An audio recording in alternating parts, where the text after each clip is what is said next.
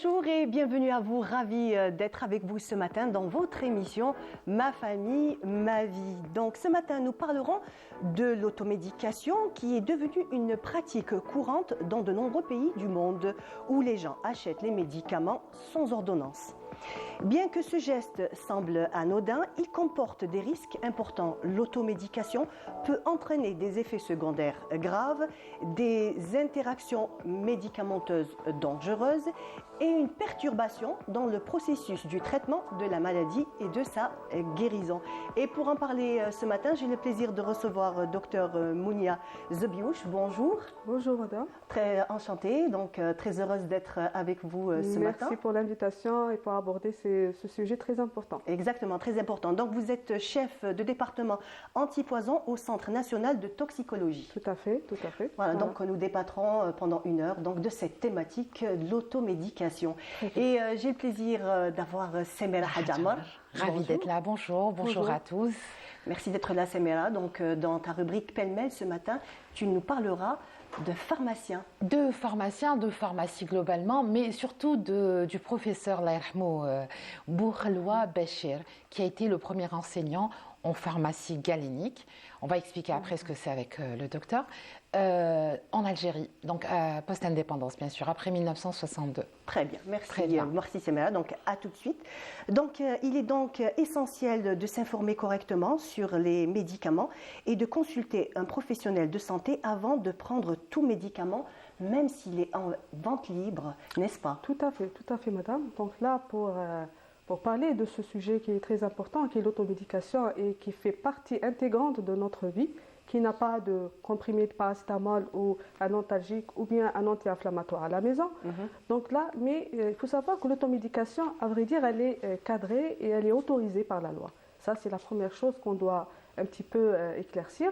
Et il faut savoir aussi, avant qu'un médicament qu'il soit commercialisé en Algérie, donc il est enregistré dans la nomenclature nationale. Donc cette nomenclature nationale, elle permet donc la commercialisation de médicaments sur le territoire national. Et à partir de cette nomenclature, donc là, il y a une classification qui est établie une fois qu'il est enregistré. Et cette classification permet de classer les médicaments en trois listes principales qui sont soumis à une prescription obligatoire médicale.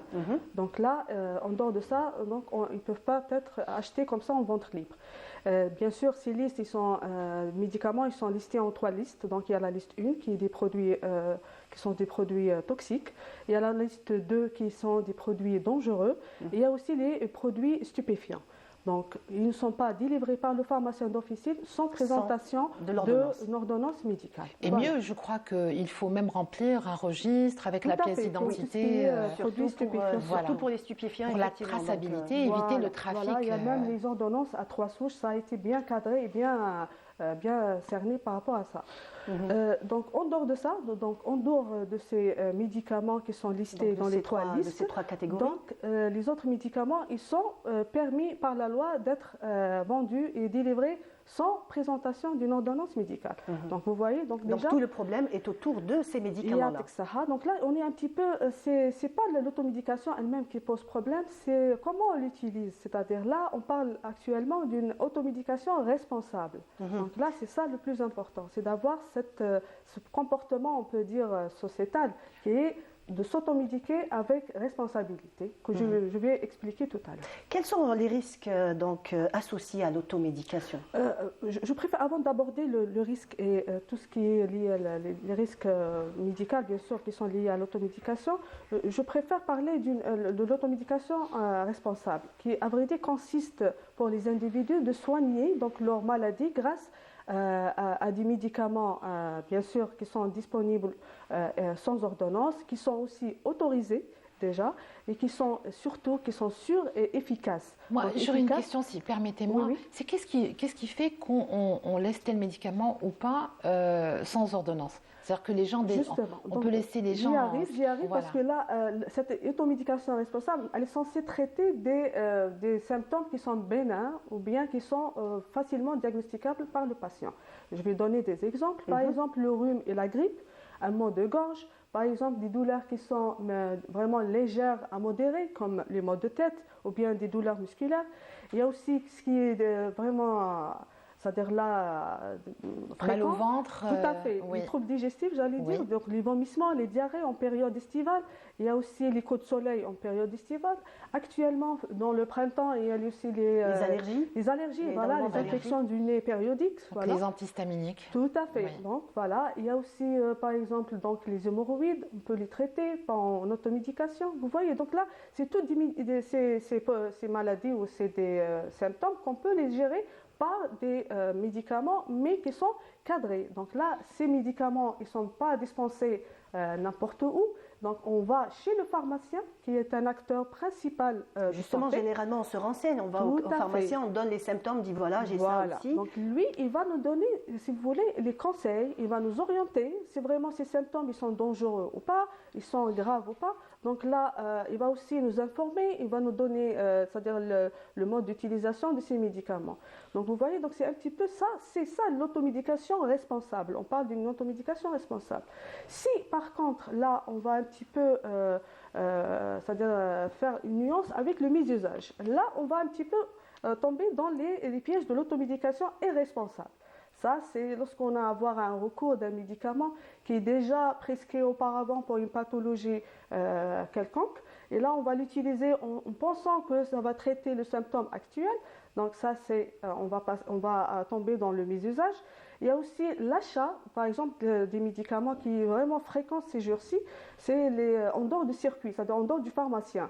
On va acheter des médicaments sur Internet. Les compléments alimentaires. Que ce soit les compléments alimentaires, que ce soit les aussi vitamines, même des crèmes vitamines, aussi. il y a aussi On des parle sites non sécurisés. Donc Oui. là, on est un petit peu... Là, ça peut poser problème par rapport à des problèmes de santé plus graves si on utilise ces médicaments sans conseil. Voilà. Et bien sûr, si on utilise des médicaments sans respecter les conseils d'utilisation qui sont notés sur les notices ou bien l'étiquetage. La posologie aussi. C'est-à-dire donc, là, le mode, comment utiliser ce médicament, etc. Qui C'est très lit important. la posologie? Qui la lit? Non, C'est écrit en c'est-à-dire tout là, petit, oui, Très souvent. c'est ça. Très souvent, C'est oui. ça le problème et la problématique est là. Il va falloir changer le caractère des notices pour un petit peu, c'est vrai, mais ça peut, c'est-à-dire là, pousser ou bien, c'est-à-dire dévier, arriver au mésusage de ces médicaments.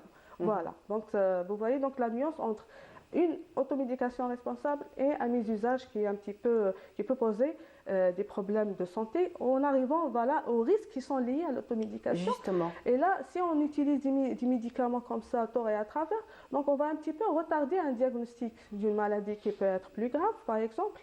Il y a aussi le masque qui est carrément une maladie. C'est-à-dire, je donne un exemple, il y a la toux, par exemple.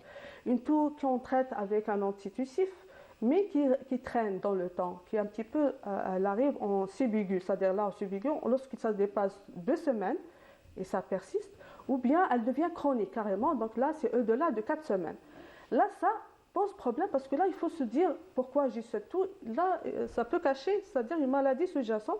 Ça peut être soit un cancer par exemple du poumon, ça peut être aussi la maladie tuberculeuse aussi qu'on est aussi une pneumonie. Tout à fait, une pneumonie. Surtout, c'est-à-dire là on est dans des maladies infectieuses qui sont vraiment endémiques en Algérie. Ou alors par exemple le asthme aussi. Tout à fait, ou là une maladie allergique ou respiratoire plus sévère. Vous voyez, donc là c'est un petit peu ça, c'est parmi les risques. Il y a aussi, ça peut être, on tombe dans les interactions médicamenteuses, c'est-à-dire là, interaction avec un traitement qui est en cours. Et là, peut compromettre, c'est-à-dire là, son efficacité si on utilise un autre médicament en automédication. Ou aggraver. Ou aggraver carrément, tout à fait. Surtout pour les personnes qui ont des maladies chroniques. C'est les maladies, notamment les maladies cardiovasculaires. Donc les malades qui sont déjà sous anticoagulants. Donc si il prend par exemple des médicaments qui contiennent de la vitamine K, là, ça peut poser un problème par rapport à leurs médicaments. Il y a aussi le problème des allergies. Oui. Donc, des médicamenteuses en automédication. Donc, la personne n'est pas, c'est-à-dire là, censée savoir si elle est allergique ou pas à un médicament. Oui. Donc, si elle utilise... Parce qu'il n'y a pas l'interrogatoire médical à la pharmacie. Il n'y a pas un examen, il n'y a pas l'interrogatoire, il n'y a pas probablement des examens biologiques ou paracliniques qui peut un petit peu, voilà. Donc là, ça peut poser un problème des allergies et des allergies sévères. J'allais un petit peu Oui, insister allez-y. sur un point très important qui concerne surtout le centre antipoison, c'est-à-dire là des erreurs de posologie. Voilà. Donc là, si on utilise par exemple des médicaments sans respecter les posologies, on arrive à des stades de l'intoxication médicamenteuse. voilà. Et ce qui est fréquent, c'est le cas du paracétamol. Voilà, justement, c'est cette Voilà. question que je voulais vous poser. Donc, Voilà. quel type de médicaments sont généralement concernés par l'automédication? Voilà, donc les médicaments qu'on utilise, donc, comme je vous ai dit tout Les à plus l'heure, courants, les plus fréquents, plus donc le courants. paracétamol, l'aspirine, Tout à fait. toutes ces Il y a molécules. voilà. Par exemple, je donne l'exemple du paracétamol. Le paracétamol, on peut arriver vite à une dose toxique Oui. chez l'adulte comme chez l'enfant. Donc chez l'enfant, par exemple, là, il n'y a pas longtemps, il y a la semaine dernière, on a eu reçu un cas. C'était une erreur thérapeutique justement. C'était de l'automédication par la maman. Donc c'était une fillette de 6 mois. Donc elle avait une fièvre. Donc là, la maman elle lui a donné du paracétamol. Donc là, le paracétamol, mais elle ne respectait pas les posologies et le temps. délai. Tout Oui, à fait, Les délais, donc 6 C'est-à-dire heures, elle donnait la le dose. grammage aussi. Tout à fait. Elle donnait la dose thérapeutique par rapport à son poids, mais elle ne respectait pas les délais qui étaient de 3 heures. Donc elle donnait chaque 3 heures une dose thérapeutique pendant 1 jour et demi, Donc, qui a causé? qui a causé un L'intoxication. problème hépatique très sévère. Oui. Donc c'était vraiment une insuffisance hépatocellulaire. L'enfant vraiment a développé des signes gravissimes qui sont... Le foie a souffert. Tout à fait. Et c'était les vomissements, donc c'était des hématémèses qui ont un petit peu alerté les parents. et à la consulter. Et c'était le moment de l'interrogatoire. Donc comment ça se fait? Donc là, le médecin, le pédiatre, il a c'est-à-dire diagnostiqué une intoxication au paracétamol. Donc vous D'accord. voyez, donc c'était ça les Et risques. comment elle va, la petite, maintenant? Alhamdulillah. Alhamdulillah. Donc, avec une Alhamdulillah. prise en charge, ça a été Alhamdulillah. pris en charge rapidement. Alhamdulillah, elle va bien. Donc, comment qu'on peut différencier en fait les deux entre un empoisonnement et on va dire une dose élevée, Tout à que ce fait. soit d'un antalgique ou autre? Voilà, donc là, il y a un dicton en toxicologie qui dit tout est toxique, rien n'est toxique, c'est la dose qui fait le toxique. Ça reste vague, hein, tout ça. Tout à fait. Oui. Donc tout est toxique, c'est-à-dire là, même l'eau, il peut être Oui. toxique si on l'utilise. se noyer. Tout à fait. Exactement. Tout à fait, on peut développer des maladies en hyperhydratation. Donc, le plus important, c'est de respecter. C'est-à-dire là, lorsqu'on utilise un médicament qui est un produit chimique, donc on doit respecter la notice. C'est-à-dire là, le médecin, lorsqu'il prescrit une ordonnance, il y a une dose qu'on doit respecter. C'est-à-dire là, on ne peut pas utiliser, c'est-à-dire le médicament déjà en continu, donc il est limité dans le temps. Donc il y a une durée de traitement et il y a une posologie quotidienne. C'est-à-dire là, on doit se référer à cette posologie. Si par exemple le paracétamol, la dose quotidienne maximum, c'est normalement 3 grammes par 3 jour. grammes. 3 grammes chez un adulte et un enfant, c'est 60 mg kilo-jour qui est réparti. On peut répartir donc les 60 mg en 15 mg par dose. Oui. Et chaque 6 heures. On respecte le délai, qui est très important, le délai dans ce cas-là. Sinon, si on dépasse ça, si on ne respecte pas ça, on tombe dans l'intoxication. Donc là, c'est par méconnaissance, parce que là, d'où le rôle de l'automédication dans ce cas-là. Parce que là, on essaye de se soulager parce qu'on a un symptôme, on a mal, et on tombe dans une intoxication plus grave. D'où l'importance de lire la notice attentivement et surtout Tout à la fait. posologie. Tout à fait, tout à fait. Donc, c'est-à-dire là, la notice, c'est vrai qu'elle est un petit peu difficile à lire, mais des fois, déjà, le fait qu'une ordonnance est dispensée, normalement, donc là, il y a le rôle du médecin. Lorsqu'il prescrit un médicament, il doit expliquer ce qu'il a écrit sur l'ordonnance. C'est-à-dire là, au médecin, le malade, il doit comprendre, en sortant de la consultation, il doit comprendre comment il va prendre ce médicament. Ça, c'est le rôle du médecin au départ, le prescripteur. Après, arrivé à la pharmacie, là, le pharmacien aussi, il va donner comment il va prendre La prise. la prise, Voilà, c'est-à-dire là, c'est la très fréquence. important. La fréquence, Et, la prise, le grammage, voilà, comment le prendre. la Est-ce que durée du traitement avant- aussi. Tout à fait. Avant le repas, pendant ou là, après le repas, C'est ça ça. diffère et ça, Bien sûr. voilà, ça diffère toutes donc, les interactions. Ça va un petit peu empêcher toutes ces actions. Et voilà, donc le pharmacien aussi, le deuxième rôle, c'est le pharmacien. Donc le pharmacien, c'est un acteur principal dans l'automédication. C'est-à-dire là, d'ailleurs, c'est le seul, c'est lui à qui on va. Lorsqu'on a un problème de santé, c'est le premier contact. Donc, il va nous conseiller, il va nous donner probablement un médicament qui va nous soulager. C'est-à-dire, arrivé à minuit, par exemple, on a une rage dentaire. Donc là, on part directement chez le pharmacien. C'est parce clair qu'il qu'il sera d'une aide accessible. précieuse. Tout à fait, il est accessible et il est gratuit. Donc, ils sont rendez-vous. Donc là, c'est le premier contact de système de santé. On peut peut-être rappeler qu'il y a les urgences dentaires. Hein. Oui. On peut, ça Oui. existe. Quand on a pas envie d'aller aux urgences, Samira. Non, mais il y a quand même les urgences Bouchnafa. Oui, oui, celui, oui. par exemple, celui que je connais. Hein. Oui, oui, oui. Celui de Très bien, oui, place c'est- du ça 1er mai. existe, Comment... oui. Voilà, Bouchnafa. Oui, tout à Il y a fait. l'hôpital Mustapha Et, Pacha, bien en sûr. parlant de pharmacie, je vous propose de suivre un sujet de reportage. Yasmine, voilà, un reportage de Yasmine Belhidja où elle s'est adressée à des pharmaciens et il nous parle un petit peu donc de l'automédication.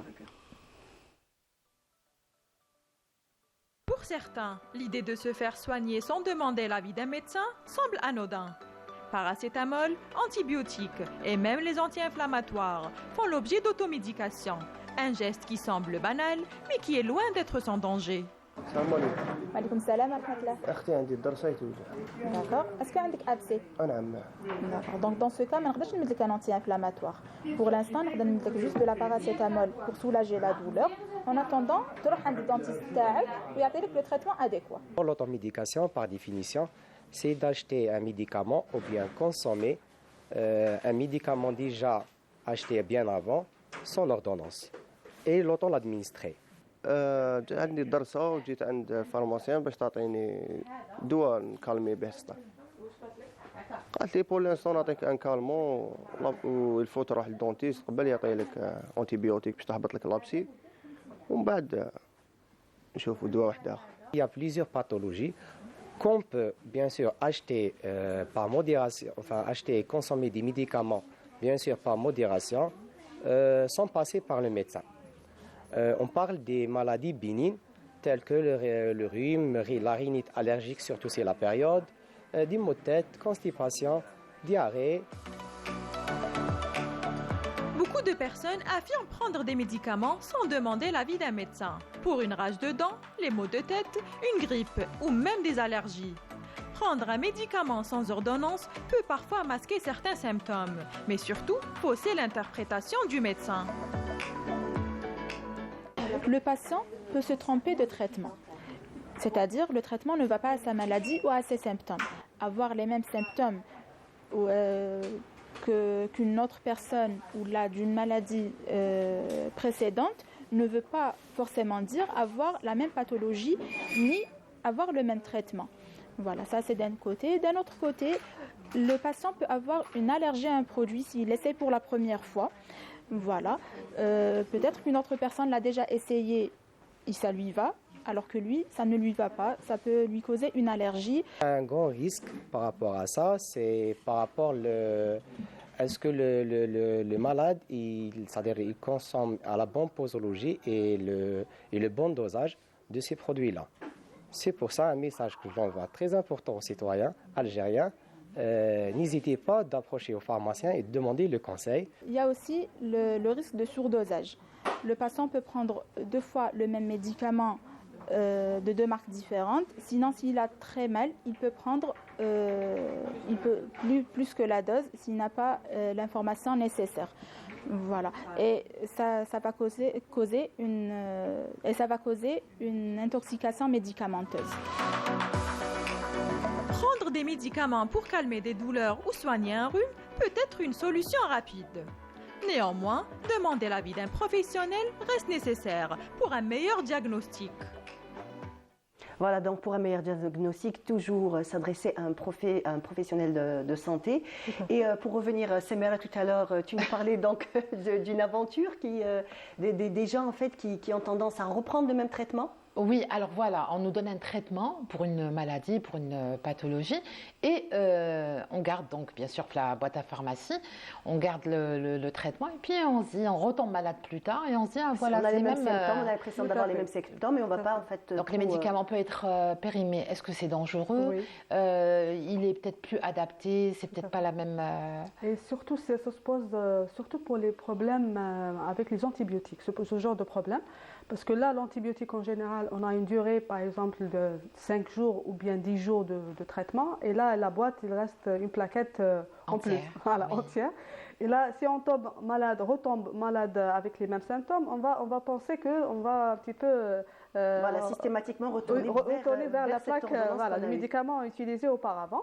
Et là, c'est pas bien parce qu'on ne va pas respecter les posologies, qu'on doit vraiment, surtout pour l'antibiotique, si on ne respecte pas la durée du traitement entre 7 jours, 10 jours ou bien 5 jours, tout dépend les antibiotiques utilisés, on va tomber dans la résistance. C'est-à-dire là, une fois qu'on est un petit peu malade avec une autre maladie et on nécessite le même antibiotique, si on va utiliser, on a utilisé mal la posologie initiale, donc on va être, c'est-à-dire il sera inefficace pour la prochaine fois.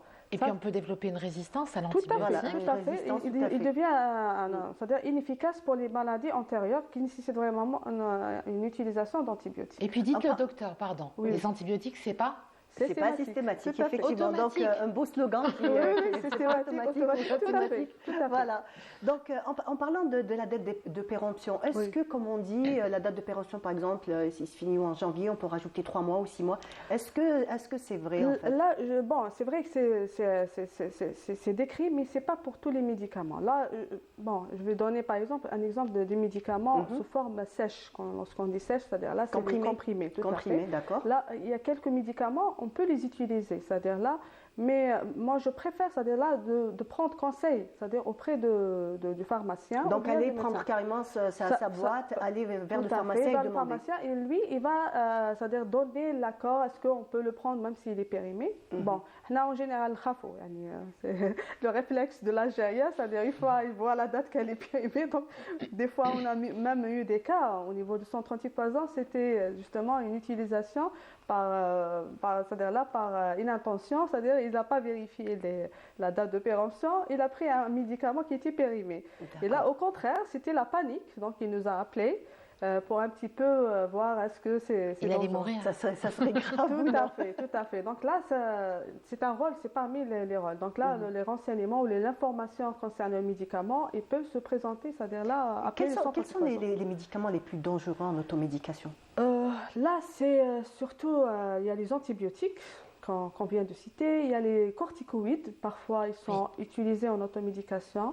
Sans compter qu'on sait très bien que quand on prend des corticoïdes, il y a un régime alimentaire à suivre oui, aussi. tout à fait, surtout lorsqu'il s'agit d'une durée, c'est-à-dire de longue durée, c'est-à-dire là, en dépassant les 10 jours. les 10 jours. 10 jours, là, ça devient un petit peu strict. Là, il faut respecter un régime alimentaire et il doit être, c'est-à-dire prescrit par un médecin. C'est-à-dire là, on ne prend pas les corticoïdes comme ça.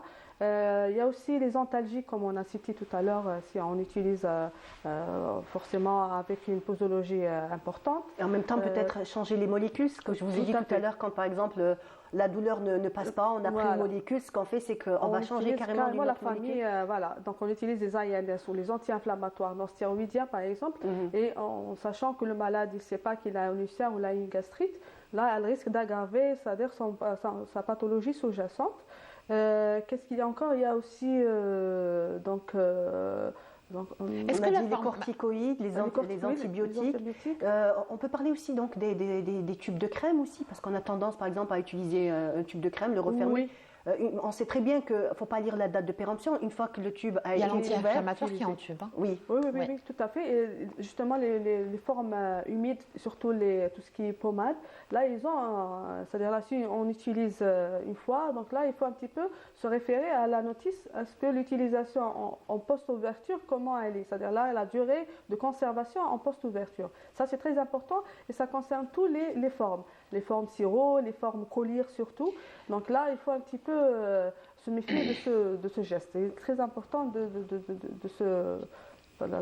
respecter les consignes d'utilisation. Il y a la pharmacopée aussi, hein, les gens puisque les tisanes, tout ça sont vendus en pharmacie aussi. Ça a été, et elles peuvent être aussi. Même, voilà, effectivement, même les plantes peuvent être dangereuses. Oui, parce qu'elles peuvent rentrer en interaction. Oui. C'est-à-dire là, surtout avec tout ce qui est maladie chronique, maladie, c'est-à-dire la plus grave, c'est-à-dire surtout respiratoire, cardiaque, surtout hépatique, rénale parfois. Donc on ne connaît pas, c'est-à-dire l'effet de telle plante sur l'organisme. Donc vraiment, il faut qu'elle soit cadrée ou bien conseillé par Un spécialiste de la spécialiste, santé. voilà, Oui. de santé. Mhm. Voilà. Donc, comment sensibiliser le public aux risques liés à l'automédication? Comment Voilà. pouvoir sensibiliser le grand public? Là, je reviens au rôle du pharmacien d'officine, parce qu'on est censé acheter les médicaments au niveau du pharmacien. Donc, son rôle principal, bien sûr, c'est de prodiguer des conseils objectifs concernant ces produits délivrés sans ordonnance. Il a un rôle très important aussi, surtout une obligation professionnelle, aussi de déclarer tous les effets secondaires aussi liés à ces produits utilisés en automédication, et surtout de un petit peu encourager le grand public à éviter, c'est-à-dire là, ou bien de prendre ces produits ou ces médicaments avec, c'est-à-dire là, avec raison, avec, c'est-à-dire là, ils utilisent lorsque vraiment ça nécessite qu'on utilise, et bien sûr d'éviter un achat excessif de ces produits, parce que parfois on achète des paracétamol, on fait un stock à la maison. Et là, on tombe dans le problème d'automédication facilement. On a tous un tiroir où il y a plein de médicaments à la maison, effectivement. Pardon, hein. Oui. Juste, il y a des gens. On va te... Pardon. Vas-y. Juste, il y a des gens qui achètent un médicament, Oui, oui. par exemple un antihistaminique, Oui, oui. et qui l'utilisent pour dormir. Oui. Donc, ils ont pris l'habitude de l'acheter, alors que le médicament à la base, il n'est Il est pas... censé être traité et Oui. traite Traite les allergies, les allergies. et pas les Parce que insomnies. là, l'effet, Est-ce que c'est-à-dire c'est là, dangereux? Est-ce que c'est un effet secondaire, à vrai dire. Donc, il est utilisé comme effet thérapeutique. Normalement, est-ce que c'est dangereux pour... Bien sûr, là, il ne faut pas, c'est-à-dire là, essayer de constater, de savoir pourquoi il y a cette insomnie, par exemple. Là, il faut chercher, probablement, il y a une pathologie sous-jacente. Il y a probablement une insomnie. Oui, non, plutôt, mais dans la consommation du médicament, de l'antihistaminique, qui se vend sans ordonnance. Hein. Ça peut poser problème. À la langue, ça peut poser problème sur le plan neurologique, sur le plan cardiaque, par exemple. Là, En fait, ça peut créer carrément une maladie, une autre qui n'existe maladie. pas. Tout à fait. Et il masque surtout une maladie sous-jacente, surtout les apnées de sommeil, parce que le malade, il dort mal. Donc là, il prend un antihistaminique pour essayer de dormir bien. Et là, il a une apnée de sommeil qui est derrière et qui risque d'être aggravée et passer vraiment à des conséquences plus graves. Tout à fait. Donc, en parlant d'automédication, donc, quel est le plus vulnérable, l'adulte ou l'enfant quand on parle d'automédication? En général, c'est les âges extrêmes, c'est-à-dire là, l'enfant, bas âge, et les sujets âgés. Tout à fait, qui sont vulnérables déjà par rapport à leur, par exemple, les enfants, par rapport à leur immaturité, si on peut dire, enzymatique. C'est-à-dire là, le foie, c'est l'organe qui va un petit peu métaboliser tout ça. Voilà. Et un sujet âgé, là, c'est par rapport aux antécédents. Donc là, il est polymédiqué, il a d'autres antécédents. Donc là, toutes les maladies de la vieillesse en général. Tout à fait, qui risquent d'être un petit peu vulnérables à l'automédication. Comment sensibiliser, surtout pour les enfants, quand on parle des enfants? Donc, l'enfant, donc la maman, bon, bien sûr, si par exemple elle a un enfant qui est malade, donc là, elle utilise le paracétamol en respectant la dose et la durée. Mais une fois que ça persiste, donc la fièvre, là, elle doit ramener son enfant pour une consultation médicale. Une femme enceinte déjà sait qu'elle ne doit pas prendre de médicaments sans vraiment... Même un paracétamol, elle doit demander l'avis de son gynéco. Exactement. Tout à fait, parce que là, ça risque un petit peu de causer des préjudices à sa grossesse. Je viens de signaler aussi de ce qui est rage dentaire. La rage dentaire, on a eu beaucoup de cas d'automédication par rapport à ce motif. Donc, c'était des cas d'intoxication avec soit du paracétamol antalgique, soit avec les anti-inflammatoires aussi. Donc, on ne respecte pas. Donc, il a mal, il prend un paracétamol, 2 heures, 1 heure après, parfois même 5 minutes après la première prise, il reprend un autre médicament parce qu'il a toujours mal, en pensant que le médicament il va agir rapidement. Alors que normalement, un médicament, il prend tout un parcours pour qu'il fasse son effet. Qu'est-ce qu'il y a encore? Ils ont utilisé même des antibiotiques parfois. En rage dentaire, c'est-à-dire pour traiter une rage dentaire. Oui. Voilà, c'était des cas de c'est ce que vous recevez le plus au centre? Au centre antipoison. Donc c'est un centre qui est vraiment spécialisé pour la prise en charge de tout ce qui est intoxication médicamenteuse essentiellement. Donc si vous voulez, donc je vais vous donner notre numéro. Oui, donc, voilà, c'est un numéro qui est destiné au grand public, aux professionnels de la santé. Donc c'est le 023 36 77 77 ou bien il y a le numéro court qui est le 1032. Donc, qui est Le aussi 10-32. Un numéro le vert. 1032. C'est des numéros court. qu'on peut trouver Oui. sur Internet. Sur Internet, On peut facilement. l'afficher. Voilà, Oui, voilà, il est justement. facilement qu'on peut.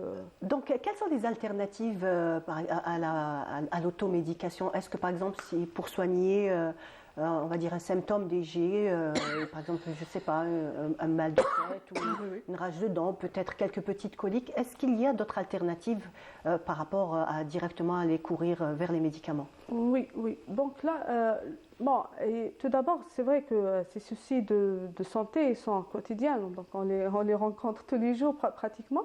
Bon, s'ils sont vraiment bénignes, ils sont simples à traiter, donc là, donc l'individu, il a cette opportunité d'utiliser des médicaments, mais il préfère, c'est-à-dire là, un petit peu chercher la cause, c'est-à-dire pourquoi il a mal, pourquoi il a ce symptôme, etc. Pour un petit peu chercher, c'est-à-dire un symptôme, c'est pas vraiment, on ne traite pas les symptômes lui-même, donc on cherche pourquoi on a ce symptôme. Parfois, c'est ça la question il faut que se Voilà, donc nous avons les numéros se sont affichés voilà, pour les téléspectateurs. Avoir ces numéros sous la main, c'est très très utile. Oui, appeler. Tout à fait. Oui. Donc là, quand je me dis, donc là, il faut un petit peu, c'est-à-dire là, il ne faut pas un petit peu dramatiser ou un petit peu, c'est-à-dire là, le médicament, il est dangereux, c'est vrai, mais il faut un petit peu être raisonnable dans l'utilisation et être responsable, comme on a dit ce matin. Parfois, la panique, elle est plus dangereuse que Tout à fait. On n'arrive à pas... Et bien sûr, et surtout, se diriger vers un professionnel de la santé en premier lieu. Voilà. Alors, quel conseil donneriez-vous donc, aux personnes tentées par l'automédication? Qui ont, on va dire, la main facile à les prendre tout de suite. La première des choses, n'allez pas sur Facebook ou sur un réseau social. Voilà. Il faut un petit peu se méfier de ces publicités, un petit peu sur les réseaux sociaux.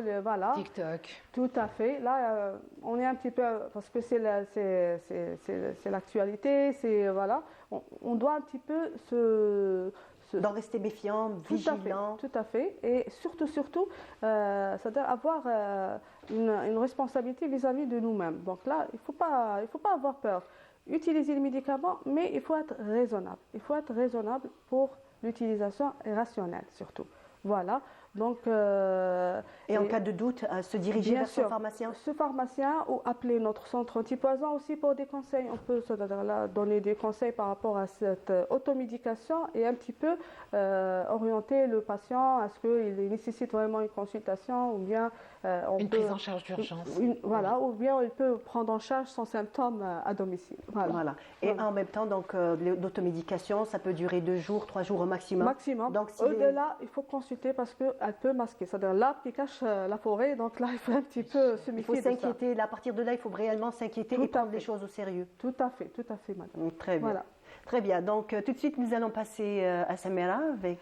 nous allons passer au conseil pratique. Plutôt. Oui, on va parler... Je suis pressée de me retrouver, Mariam. Oui, tu as vu. Hein. Donc pour les conseils pratiques aujourd'hui, on s'intéresse à la trousse de secours. D'accord, très bien. D'accord, mais avant ça, bien entendu, le jingle.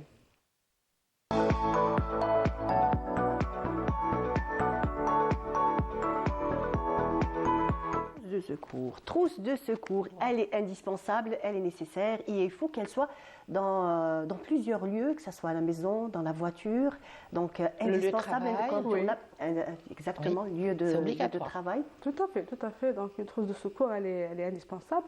Déjà, il faut qu'elle soit vraiment bien faite, c'est-à-dire les produits essentiels qu'ils devaient contenir, parce que parfois il y a des produits qu'on n'utilise plus maintenant, donc là qui sont un petit peu, donc il faut actualiser ces. Alors que doit contenir une trousse de secours? Donc, là, par rapport aux blessures, donc là on doit avoir au minimum donc là des compresses stériles, des compresses aussi, c'est-à-dire propres, parce que parfois. Un bandage. Tout à fait, voilà. Donc des compresses stériles, des compresses non stériles, un bandage, donc des sparadraps.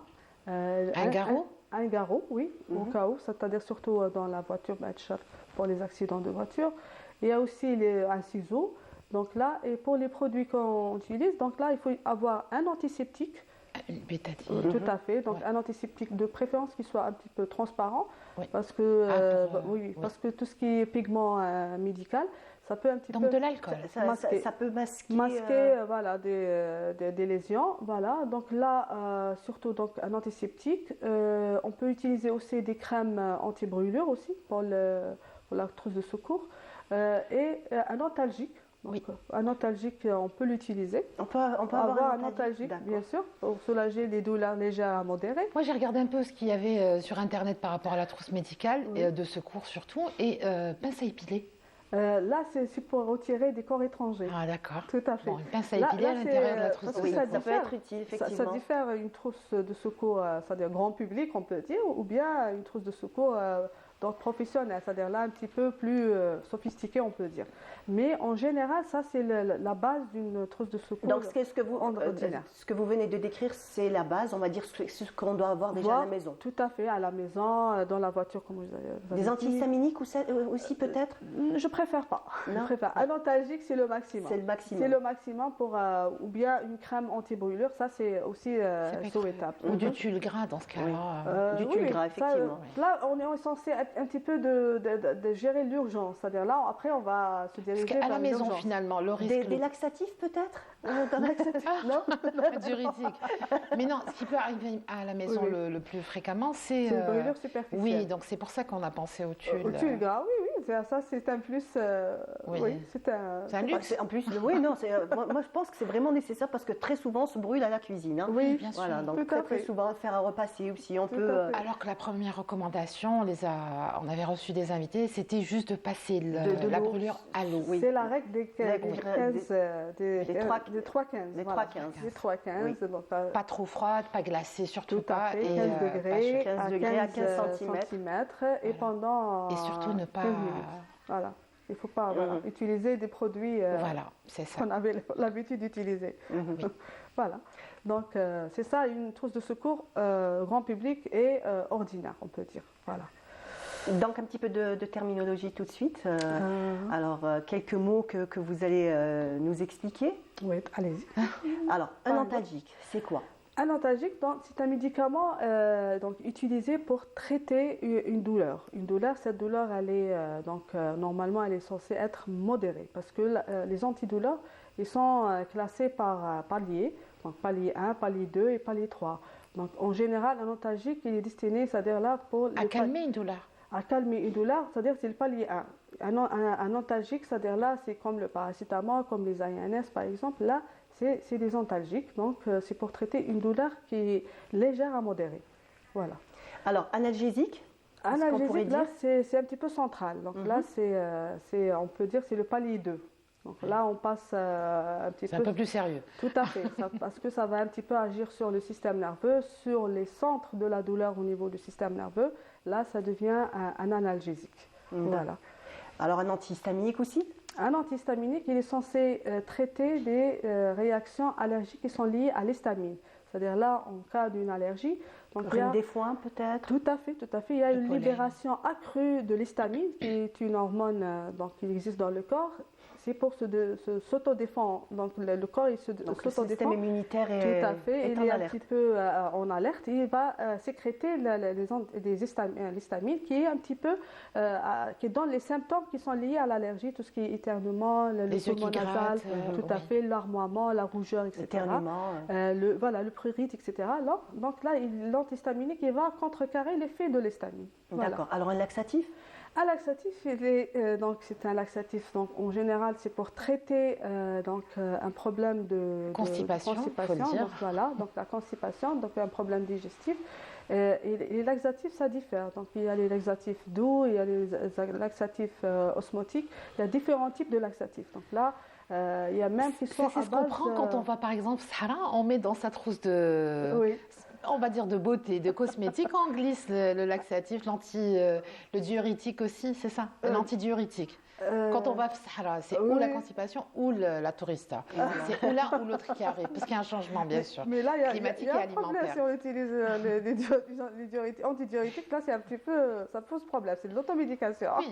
Donc un antiacide? Un antiacide, donc là, il va agir au niveau de l'estomac. Donc là, c'est c'est pour traiter une hypersécrétion de l'acide au niveau gastrique. Voilà, donc son effet, il est un petit peu, c'est-à-dire là pour calmer l'hypersécrétion de l'acide au niveau gastrique et empêcher tout ce qui est conséquence, c'est-à-dire le reflux œsophagien, voilà, surtout entre autres. Donc là, voilà. Donc, alors, un anti-inflammatoire. Donc, un anti-inflammatoire, il est censé traiter toute inflammation dans le corps. Parce que le problème inflammatoire en général dans le corps, il est compliqué. C'est-à-dire le circuit de l'inflammation, il est très compliqué. Donc, l'anti-inflammatoire, il va agir dans un niveau, on peut dire, précoce. C'est-à-dire là où il y a une sécrétion accrue c'est-à-dire là des enzymes qui sont responsables de l'inflammation. Donc là, il va un petit peu empêcher une sécrétion accrue de ces enzymes qui va un petit peu... Parce que normalement, l'inflammation, elle est bénéfique pour le corps, au contraire. Parce que c'est un phénomène physiologique qu'on devait respecter. Mais parfois, la sécrétion de ces enzymes, qui est un petit peu déséquilibrée, qui va un petit peu aggraver ce phénomène inflammatoire. Et ça va poser des symptômes et des c'est la douleur. Ça peut être la douleur, ça peut être aussi des réactions, c'est-à-dire locales, par exemple une artérite ou un problème local au niveau des articulations. Donc la douleur, ça fait partie des phénomènes inflammatoires. Donc là, l'anti-inflammatoire, il va un petit peu empêcher ou extamper un petit peu cette réaction inflammatoire exagérée, on peut dire. D'accord. Alors, un antiseptique. Un antiseptique, donc là, il est censé, c'est-à-dire là, de traiter tout ce qui est, c'est-à-dire là, une surface qui est censée être contaminée par soit des bactéries, soit par un micro-organisme, on peut dire, bactéries, virus ou même des levures, voilà. Donc là, c'est censé de désinfecter ou bien c'est-à-dire nettoyer un endroit. Surtout en général, on utilise en externe, c'est-à-dire à usage cutané, surtout ça. Et là, vous m'entendez la perche par rapport aux erreurs thérapeutiques en utilisant les antiseptiques. On a eu beaucoup de cas, c'est-à-dire... Ils les ont bu? Oui, tout à fait. Et là, on arrive, c'est-à-dire là, le malade, c'est-à-dire là, le malade, il n'a pas compris exactement l'utilisation. Et malheureusement, il y a une ressemblance flagrante de l'antiseptique sous forme d'une bouteille de sirop ordinaire. Donc, lorsqu'on voit la bouteille, donc là, on dirait c'est un sirop qu'on doit prendre. Donc, automatiquement, l'ouverture. Donc le contenant est voilà. identique. Et on se rend compte, c'était donc après utilisation. Donc déjà l'enfant ou l'adulte, il a déjà pris le médicament par voie orale. Par voie orale, alors qu'il est censé utiliser par voie cutanée. C'est dangereux si on prend une gorgée. Oui. Même une gorgée. Très bien. Probablement, oui. Donc là, il faut appeler le centre antipoison pour des conseils. Carrément. Voilà. Mais en tout cas, merci beaucoup, donc docteur. Merci madame, j'étais ravie donc de participer avec vous. Merci, franchement, ça fut un plaisir. Oui, vous allez encore rester avec nous. J'espère que le téléspectateur aura donc apprécié tous ces conseils. Et tout de suite, on passe à la rubrique de Samira, pêle-mêle.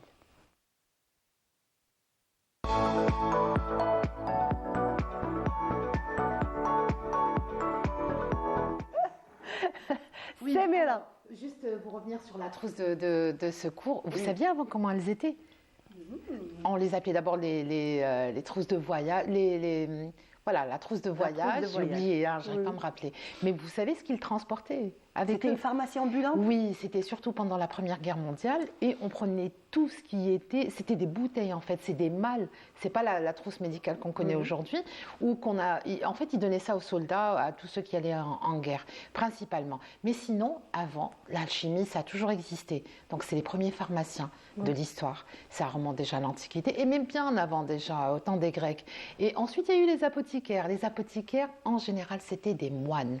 Les moines à qui on confiait quelques secrets de fabrication parce que c'était toujours de la préparation à partir de... Alors, plantes, végétales, végétaux. animales. Et le troisième, je t'avais dit hier, Minéral. minéral. Minéral. Voilà, donc on utilise tout ça pour de la fabrication.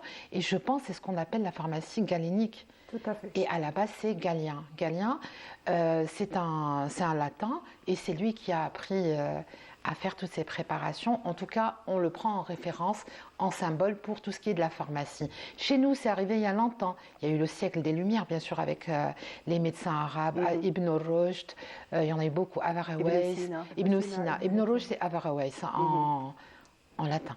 Voilà, donc il y en a eu beaucoup. Il y en a eu beaucoup aussi en Algérie. Il y a eu des traités qui ont été signés en Algérie. On a une tradition très ancienne pour les soins, la médecine. Pourquoi? Parce que les Arabes ont, dès le début, traduit tous les documents grecs. Donc tout de suite, ils ont eu ce savoir que l'Occident, parce que l'Occident aussi a eu ses médecins. En général, c'était des moines ou du moins en rapport avec les moines.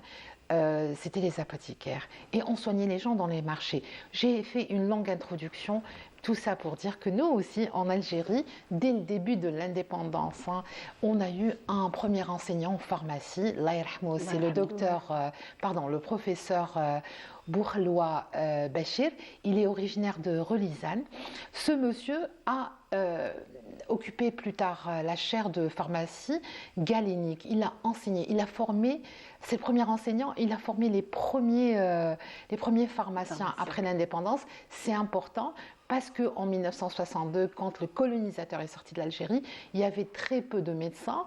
Pas beaucoup en tout cas pour couvrir toute la prise en charge de la population. Je crois qu'on était à 10 millions à l'époque. Aujourd'hui, 10 millions, c'est le chiffre d'étudiants qui rentrent en faculté chaque année. C'est quelque chose d'énorme. On produit aujourd'hui par milliers des médecins et des pharmaciens. Et le professeur Bourloua, qui est décédé dans les années 70, il avait à peine 49 ans, donc il est mort prématurément, a formé les premiers pharmaciens. Les premiers pharmaciens galéniques, on va dire. La différence, peut-être que vous pouvez nous expliquer, entre un pharmacien... non, alors c'est juste dans la préparation du médicament. C'est pas juste aller. Le département de l'université d'Alger dispose d'un département dédié à cette pharmacie. Il y a même quelque chose, un laboratoire qui a été créé par l'État. Je crois que c'était en 2018. Le siège est à Didouche Morad, au centre-ville. Ils veulent encourager ce genre de pratique parce qu'après tout, la pharmacie, c'est la pharmacopée. Ce qu'on utilise aujourd'hui, c'est la médecine alternative. Autrefois, tout a été pharmaciens inventé. Préparé, donc tout était préparé par le fait, pharmacien. Voilà, les médicaments, la chimie. Je me souviens juste que quand j'étais plus jeune, en fait, on donnait l'ordonnance et ils nous demandaient de revenir. Oui, pour la préparer. La crème, Ça existe toujours. Voilà. Ça existe, mais ça a diminué par rapport à... Ça a beaucoup diminué comparé à autrefois. En tout cas, ça nous permet de savoir le contenu exactement et puis surtout le fabriquer chez nous. C'est ça qui est important. Alors, peut-être rendre hommage à ce monsieur qui est de Relizane, qui est né en 1921 et qui est mort dans les années 70, qui a eu son bac, alors il l'a eu dans les années 40, et puis lui, quand il y a eu l'indépendance, il décide de repartir à Relizane. Et il avait déjà son diplôme. Son diplôme, absolument. Il était déjà pharmacien. Et puis il s'est dit, je vais ouvrir une officine à Relizane, dans mon pays natal, dans ma ville natale. Et puis il y a un professeur à l'époque qui était ici à Alger, à l'université, qui est le professeur Roch, qui a fait appel à lui parce qu'ils se sont retrouvés pratiquement... il n'y avait pas beaucoup de pharmaciens, peut-être 30, il n'y en avait pas assez. Et il n'y avait surtout plus d'enseignants. Donc il l'a appelé, il est venu. Et le professeur Bourlois a formé les premières générations. Il avait comme assistant le docteur Rachid Denine, qui aujourd'hui est toujours vivant. Il fait des conférences. Ils ont formé aussi, il y a eu aussi le professeur, je vais les citer parce qu'ils ont fait beaucoup de bien pour l'Algérie. Donc le professeur Ali Gharbi, le professeur Lahouari Abed, Méziane Salhi, Mokhtar Merred et Omar Tabet Deras. Ces gens-là ont formé les premiers pharmaciens d'Algérie. Alhamdoulilah, aujourd'hui, on a des pharmaciens par milliers et dans toutes les wilayas. Voilà. Il n'est pas très médiatisé, le professeur Bourlois, parce qu'il est décédé dans les années 70, mais il mérite franchement les honneurs de la nation. Il n'est pas le seul. On a eu un premier pharmacien au début de la colonisation, je vais m'arrêter. C'était le pharmacien Ben Mohamed. Voilà. Lui, ça a été le parcours du combattant parce qu'on était sous 1830, donc colonisation française, et ils étaient sans pitié avec les Algériens. Donc en général, on le sait, 5 générations d'Algériens n'ont pas pu accéder à l'école pendant la colonisation. Donc il y a eu des exceptions comme ça, comme Ben Mohamed et comme Bou Halwa et comme tous ces gens qui ont... il y a eu aussi Ben Srer qui était pharmacien, qui a été tué pendant la guerre de libération. Donc tous ces gens-là méritent qu'on les rappelle, qu'on parle d'eux. Il y a le professeur Yati qui a fait un dictionnaire des pharmaciens, des pharmaciens algériens qu'on peut acheter en librairie. Je ne sais pas si j'ai tout dit, mais bon, voilà. Merci beaucoup, Samira. Merci pour toutes ces informations et surtout d'avoir parlé de ces gens-là pour qu'ils ne tombent pas dans l'oubli. Merci beaucoup, Dr Mounia Zebiouch, donc, pour votre intervention. Et tout de suite, je vous propose de suivre donc, la rubrique Oui, cher, et on revient juste après. ونحلف لك بيمين نفديك بدمي الغلي يا أرض فلسطين قسما بالله العلي وربي العالمين يعي على مكيلاني وجبالك حرين قسما بالله العلي وربي العالمين يعي على مكيلاني وجبالك حرين يعي على مكيلاني يا أرض صلاح الدين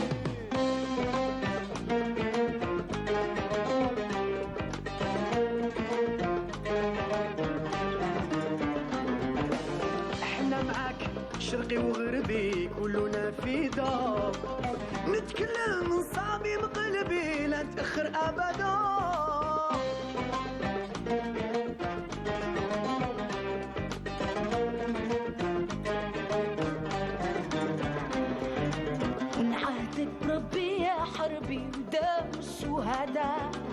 للفتح وطني وشعبي هم المسببين إيه تحيا فلسطين نهدي لك روحي ومالي ونحلف لك بمين نفديك بدمي الغالي يا أرض فلسطين قسما بالله العالي وربي العالمين يا يعلمك هلالي وجبالك حرين قسما بالله العالي وربي العالمين يا يعلمك هلالي وجبالك حرين يا يعلمك هلالي يا أرض صلاح الدين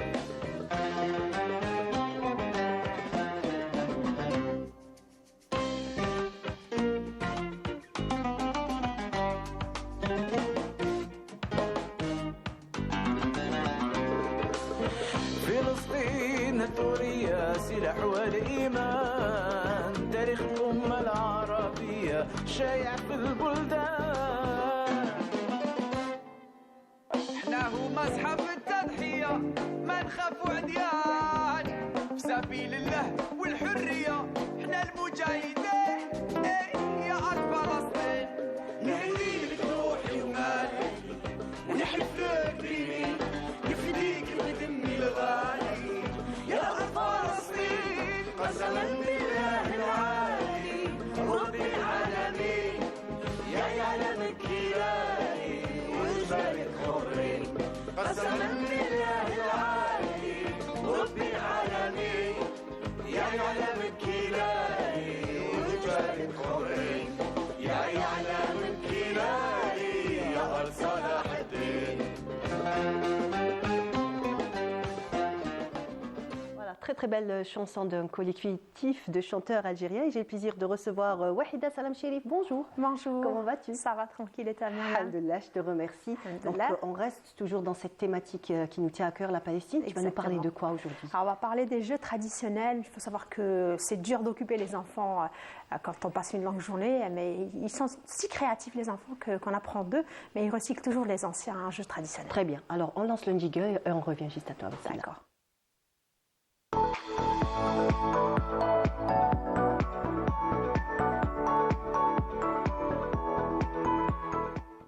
Wahida, Donc, Oui, oui. difficile d'occuper les enfants. Donc, il faut trouver moyen.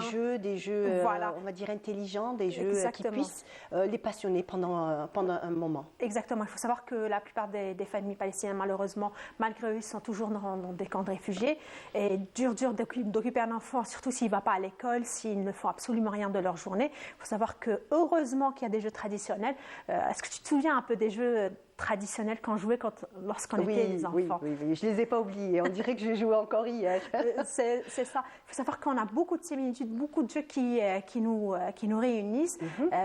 En fait, j'ai remarqué un petit truc, c'est qu'on a beaucoup de jeux qui ressemblent aux jeux palestiniens ou aussi ils nous ressemblent aux jeux algériens, mais il y a juste les règles qui changent. Il y a aussi le nombre de participants, mais aussi nous, on chantait des chansons lorsqu'on jouait des jeux.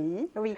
Alors que eux, ils utilisent d'autres mots, d'autres paroles pour chanter. Je commence par exemple lorsque nous étions un groupe et qu'on devait par exemple choisir quelqu'un pour débuter le jeu. Qu'est-ce qu'on faisait? Shadi, Madi, Khaldi, Rasi. Voilà. Eh bien, la version palestinienne, ça s'appelle Hadi Badi. Alors, c'est Hadi Badi, Sidi Mohamed al-Baghdadi, Shalou Hatto Kullu ala Hadi. Seulement, nous, on faisait Shadi Madi. Eux, ils font ça. En fait, quand ils sont un groupe, ils font ça tout en chantant Hadi Badi. Et celui qui a, par exemple, la main levée vers le haut, donc c'est eux qui vont rester. Au départ, ils seront 8, peut-être après 6, 7, 8, jusqu'à ce que le dernier reste. Et le dernier va débuter le jeu, ou le dernier va pouvoir choisir l'équipe avec laquelle il va jouer. Parce que souvent, on avait des jeux où on devait constituer deux équipes. Des équipes qui jouaient les unes contre les autres. Voilà. Mais sinon, ici, comme on voit sur la photo, souvent les enfants recyclent des jouets pour pouvoir jouer. Donc, avec les moyens, ils font avec les moyens du bord. Voilà. Ils essaient de faire de la récupération. Ils construisent eux-mêmes leurs propres jouets, leurs propres poupées chiffons aussi, de chiffons. Voilà, ils font des dinettes aussi quand ils peuvent, donc ils essaient de faire de la récupération, ce qui est extraordinaire aussi. C'est important pour nourrir leurs esprits. En même temps aussi, ça éveille la créativité, quel que soit X. C'est vrai que ça peut paraître terrible, mais en réalité, moins on donnera de moyens à un enfant et plus il fera appel à son intelligence et à son ingéniosité. Exactement. Et puis on a remarqué, de plus en plus avec les réseaux sociaux, on peut savoir ce qui se passe avec eux, c'est que les parents, pour les parents, je dirais ça comme ça, ou ceux qui ont toujours leurs parents, ou des adultes, essayent d'encourager les enfants à jouer. Donc, ils consacrent une partie de leur journée à créer des jeux, à jouer, parce que pour sortir de la triste réalité qu'ils sont en train de vivre ou de survivre. Donc, du coup, ils les obligent en quelque sorte à créer des jeux et à sortir de leur routine. Et en fait, c'est une thérapie pour ces enfants. Exactement. Comme tu dis, s'extirper de ce quotidien difficile, penser à autre chose, faire autre chose, de façon à pouvoir, on va dire, surmonter toute cette souffrance. Exactement. Et ça leur réussit.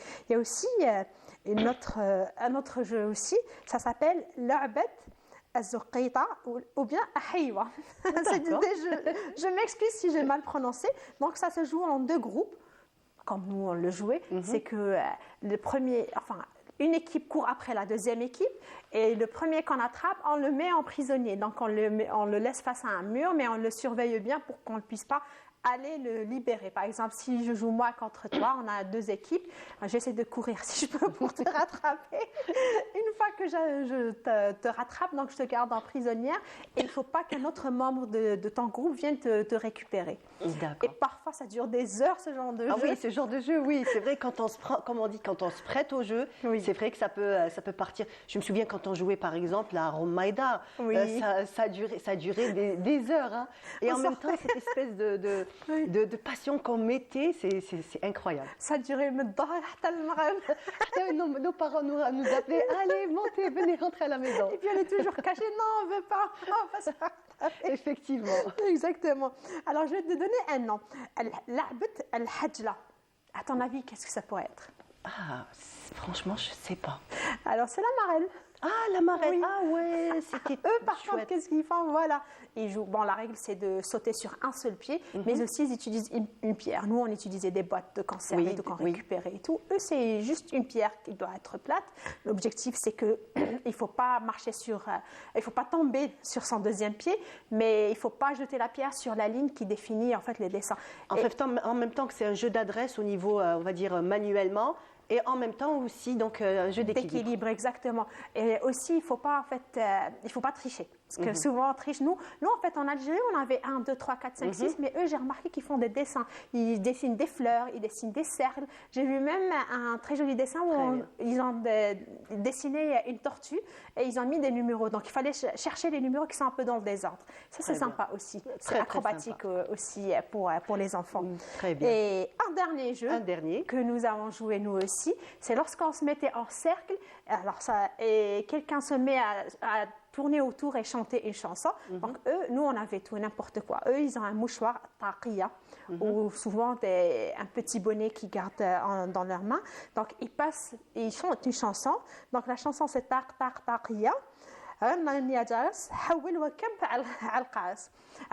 Pardon. Alors qu'est-ce qu'ils font? On choisit généralement l'enfant qui a une mauvaise condition physique, celui qui ne court pas trop, celui qui est lent et qui ne... On met toutes les chances de notre côté. Voilà. Donc la règle d'or, c'est de ne pas tricher. Ceux qui sont en cercle, donc ils ne doivent pas regarder ce que l'autre personne qui est en train de tourner autour pour ne pas tricher, tout simplement. Très bien. Voilà. Merci beaucoup, Avec plaisir. Wahida, pour tous ces jeux d'enfants. Merci beaucoup. Avec plaisir. On arrive à la fin de notre émission. Je vous dis merci de nous avoir suivis et à demain, Inch'Allah.